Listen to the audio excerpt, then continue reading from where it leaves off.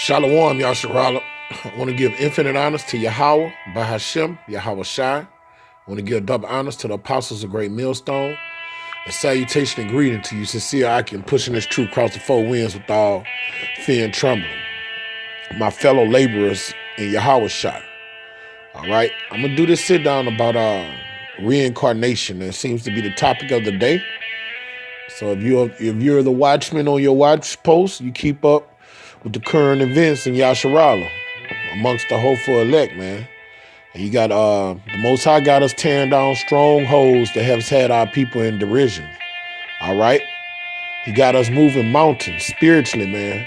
All right, He got us tearing the yokes that are on our people to the point where they are just dead fucking bones, man. Remedial degenerate idiots. All right. So with these rivers of living water in these last days, the Most High got us female elect, man, so they could come back to Yasharala, man, and the kingdom of heaven get ushered in. And one thing we're tearing down is this off doctrine, this plantation doctrine that the Christians have pushed throughout the planet. So the Most High got us pushing sound doctrine across the planet. And one of the misunderstandings of the scriptures is reincarnation. It's biblical. And I'm going to go through a bunch of precepts to prove that it's biblical.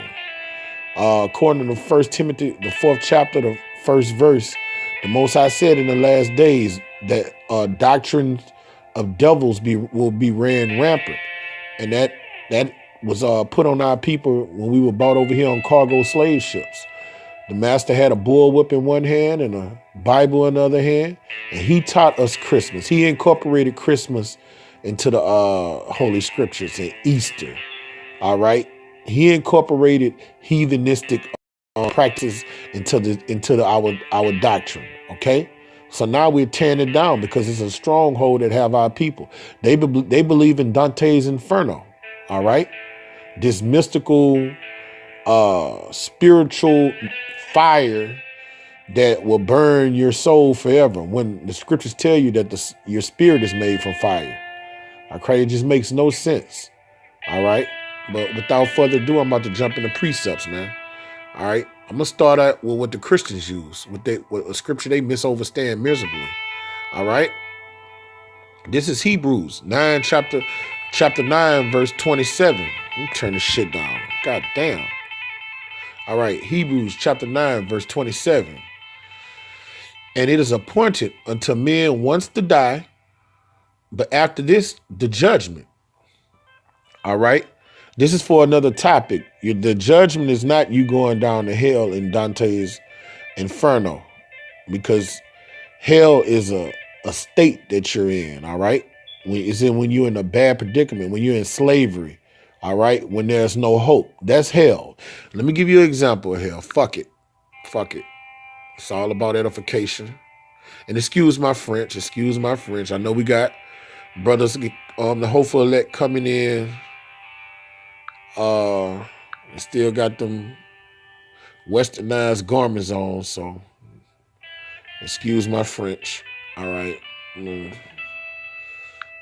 think it's 3 verse 3. All right. Nope, that's not it. Here we go. All right. Now, hell is a state you're in, the estate you're in. All right. This is Jonah chapter 2, verse 1. I'm going to start at the top. Then Jonah prayed unto Yahweh out of the fish's belly. Now, Jonah was in the belly of a whale, okay, of a fish. All right. And said, I cry by reason of my affliction unto the Lord. All right, you carry your affliction, and your hell is carried out on earth. Your judgment is carried out on earth. And he heard me. Out of the belly of hell, I cried.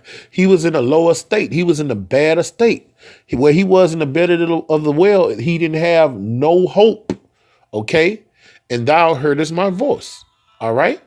So that's not talking about Dante's Inferno, a disco inferno blazing under the earth. All right, where your soul go down to. That's Greek folklore. All right, those are doctrines of devils that are put on our people.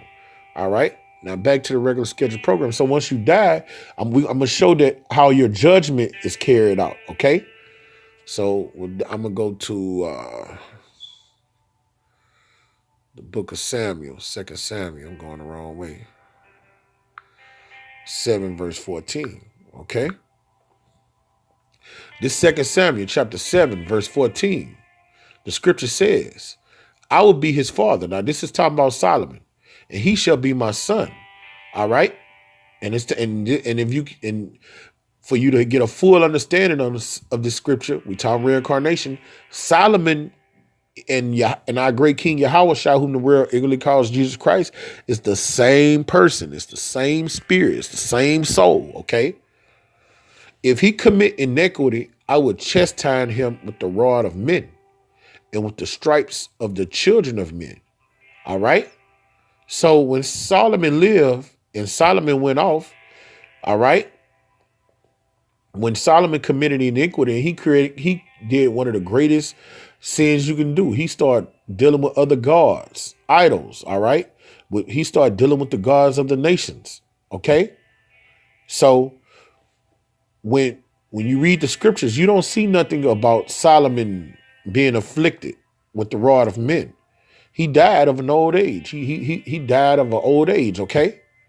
But when he came back in reincarnation as our great King Yahushua, that's when he was afflicted with the rod of men. That's why the scriptures say, by his stripes we are healed, okay?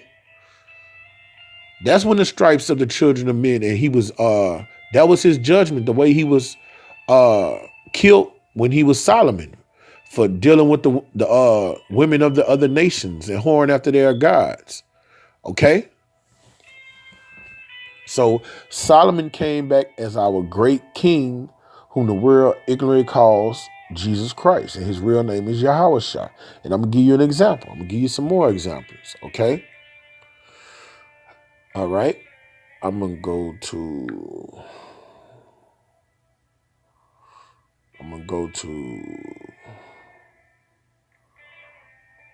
Matthew 19.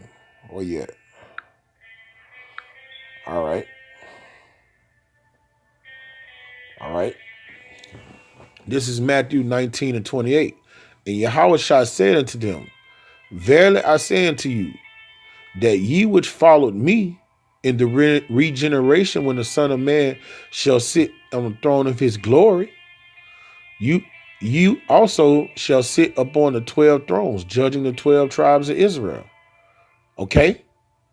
So when you look up that word regeneration, man, that's another way of saying reincarnation. All right. Those 12 disciples died. All right. In fact, all of them were killed with the exception of John. All right. John the Revelator. So how would they sit on the 12 thrones of Israel judging? How would they sit on the thrones judging the 12 tribes of Israel? They had to come back through the regeneration, through reincarnation. And I'm going to give you an example of that. I'm going to stay in the book of Matthew, all right, and go to the 11th chapter. All right.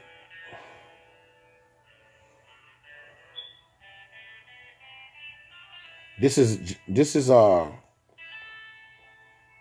Matthew 11 and 12, all right? And from the days of John the Baptist until now, the kingdom of heaven suffered violence, and the violence take it by force. So that's why when our great king come back with his garments dyed with the blood of grapes, he's going to come back and take the king by violence, by force. Verse 13, for all the prophets in the law prophesied unto John. All right. Verse 14, and if ye will receive it, this is Elijah, which was to come. So this scripture is not even cutting no corners. It's blatantly telling you that Elijah, it was John the Baptist was Elijah. And when it tells you it was Salakia, which was for to come, it's talking about the prophet Malachi, who prophesied that Elijah was going to come back for that great Let me go get that. Okay. And Malachi lived after Elijah. All right. So why would he say that? See, you got to go through these scriptures, man. And you have to study to show thyself approved, man. All right. This is Malachi 4, verse 5. Okay. I'm going to start at verse 4. Remember ye the law of Moses, my servant, which I commanded unto him in Horeb for all Israel with the statutes and judgments. Behold, I will send you Elijah the prophet before coming of the great and dreadful day of the Lord. All right. Now that's what they was talking about. And that's what our great king was talking about. That was foretold in what I just read in Matthew the 11th chapter. Okay. All right. Now, when you understand the time period that Malachi lived, he lived 1,000 years after Elijah walked the earth. Okay. He lived way after Elijah.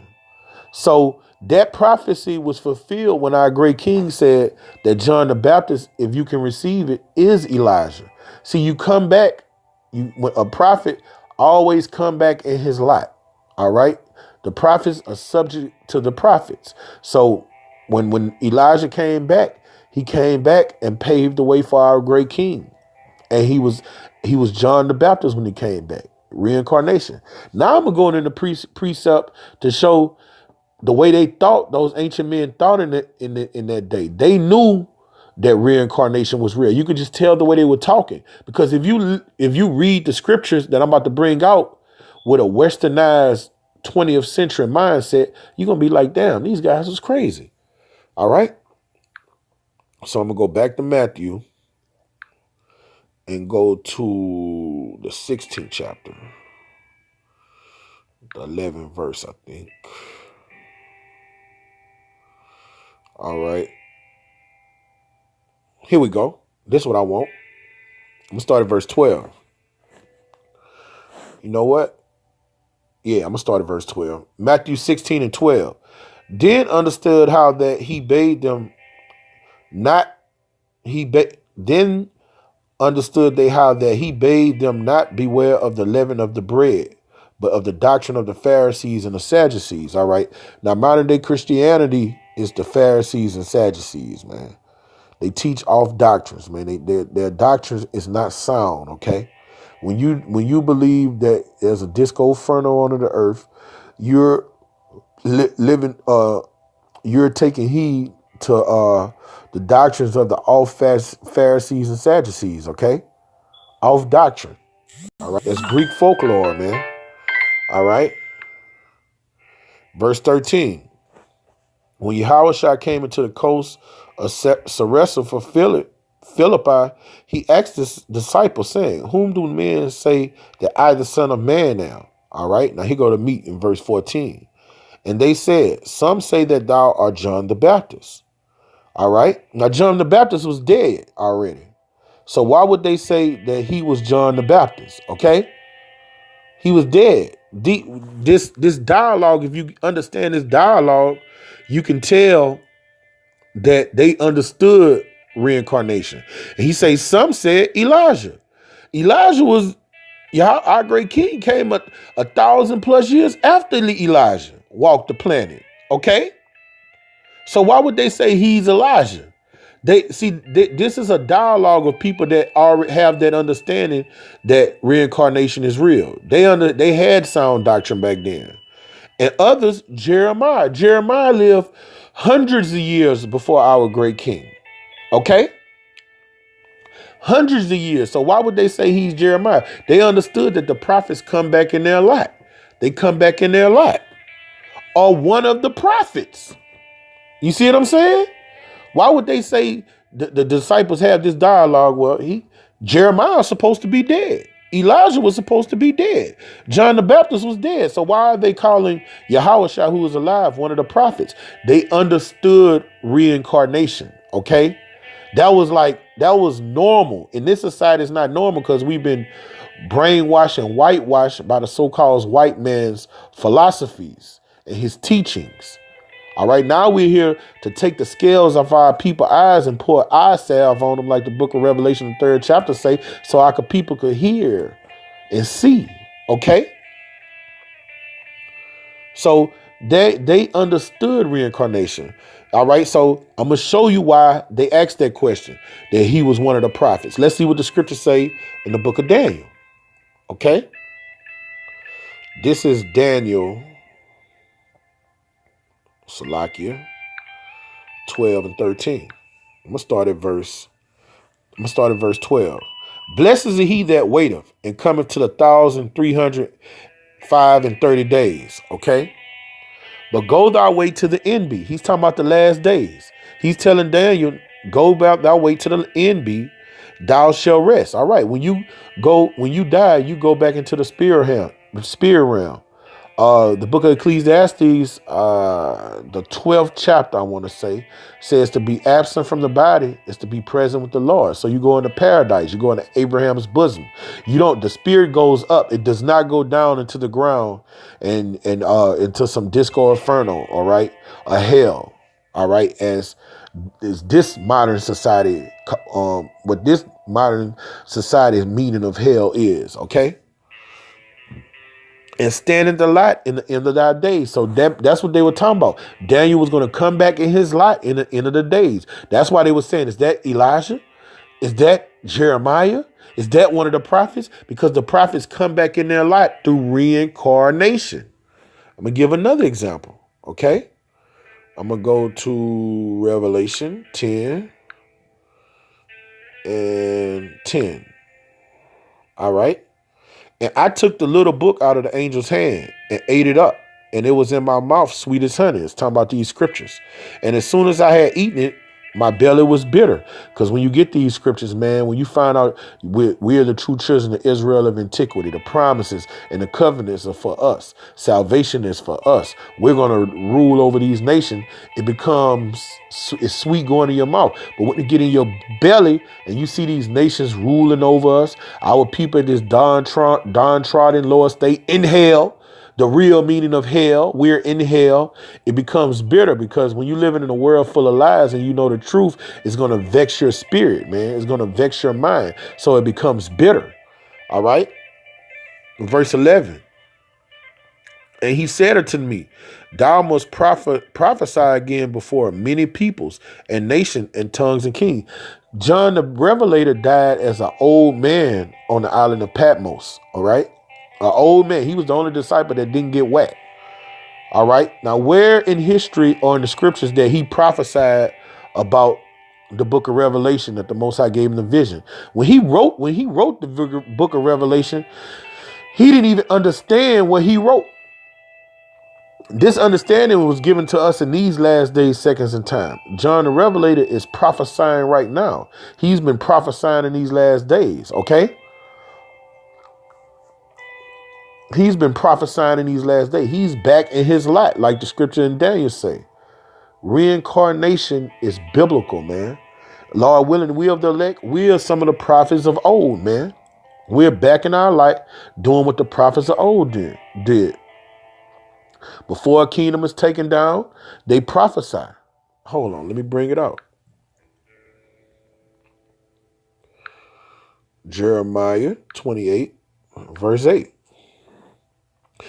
He say the prophets that have been before me, the prophets that were before him, prophesied when the kingdom was taken down. Okay, and they came back in their lot. And the same prophets that prophesied, you come back in your lot in the third or fourth generation. So the prophets that prophesied the downfall of Egypt, the downfall of Babylon, the downfall of Assyria. All right, when the Midianites had us in captivity, though the prophets always come back in their lot and prophesy. Okay, and before the of old prophesied against many countries, great kingdoms, war, evil, and pestilence. And we're back in our lot doing it again. Lord willing, we are of the elect. All right, that's what how the Most High do.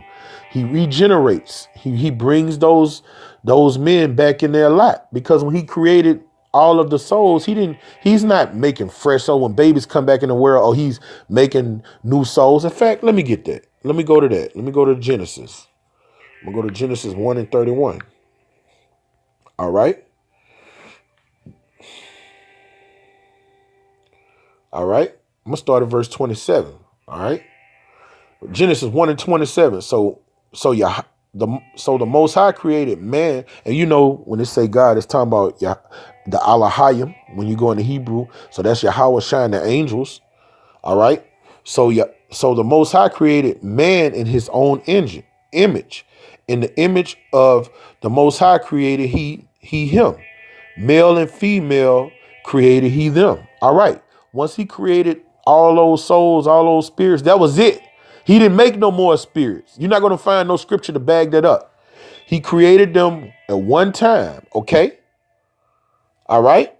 And that was, I think that was, I want to be perfect. It was on the 5th day. All right. When He created man. Okay. And it says, so He created man in His own image. And that's, He gave them dominion, laws, ordinances to follow, all right, in His image. In the image of the Most High, He created him, male and female, He created them, all right. He created all the spirits in the beginning, all right. And I'm gonna bag that up. Let me go down to verse 31. And the Most High saw everything that He had made. So He had made everything. He was done on the 6th day. His work was done. There's no way that He's creating fresh spirits again to come in the planet, okay? And behold, it was very good. He created the heavens. He created the cosmos and the sea. He created the earth.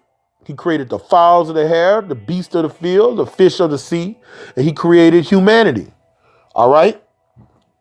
And then on the 6th day, He finished of all His work, of all His creation. We know those days are 1,000-year periods, okay?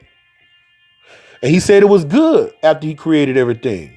And in the evening and the morning was the 6th day. He was done after the 6th day. So let me skip over to verse Genesis. I'm going to start at the top. Thus the heavens and the earth were finished, and all of the host of them. So He was created with creation. He was done with creation, Salakia. He was done with creation. Okay? And on the 7th day, Yahweh ended His work which He had made. So if we're going to say that He's creating fresh souls, fresh spirits to come in the planet after people died, then He's still working. He's still working. That means His work wasn't done. He's still creating, okay? And He rested on the 7th day from all His work which He had made. That means creation isn't done. That means he's every time somebody die, he's creating more spirits to inhabit the earth. No, those spirits that He made on the 5th day are getting regenerated. All right. They come back in their life in every third or fourth generation. And they come back to live out their judgments. Okay. That's how the order of things roll in this earth, man. All right. You come back in your 3rd and 4th generation to live out your judgment. All right. And I'm going to bring out this banger in the book of Job, and that's going to be it. I'm going to end it with this. All right. This is Job, the 19th chapter, 25th verse. For I know that my Redeemer liveth, and that He shall stand in the latter day upon the earth. All right. He's talking about our great King. And He said He's going to stand in the latter day on the earth. Our great King walked the earth 2,000 years ago. Job lived in 10,000 BC, according to history, according to Esau's timeline. Okay, that's thousands of years before our great King walked the planet Earth. Okay, so He's calling our great King His Redeemer. But this is the crazy. He was on the earth before our great King Yahweh Shai. Now listen to what this brother says. And though after my skin, worms destroyed his body, after he dies, yet in my flesh I shall see Yahweh. So He say, in my flesh He shall see Yahweh, because he understood reincarnation. He knew he was going to be back in the latter days reincarnated. All right. Whom I shall see for myself. He's talking about in a physical plane. He's going to see our great King crack the clouds. And my eyes shall behold, and not another. Though my reins be consumed with me, but ye shall say, why persecute we Him, seeing the root of the matter is found in me? All right. So He's saying when He come back, He's going to die. His body's going to decay. Worms going to eat his flesh. But he's saying the last day, he's going to come back in his light and he's going to see his Redeemer. Yahweh Shai is our Redeemer. That's why the scriptures say those that pierced him will see him. All right? How are you Christians going to break that down? How are the ones that stuck him with that spirit are going to be able to see him? Because of reincarnation, man. These doctrines of devils are getting torn down in these last days. The Most High has lifted up a standard and he got his men attacking these lies, all right, and pushing the truth from the mountaintops, okay? So with that, I'm going to give infinite honors to our great King, Yahweh, Bahashem, Yahweh Shai. I want to give double honors to the apostles of Great Millstone and salutation and honor to you sincere Akim pushing this truth across the four winds. Kwam Yasharala.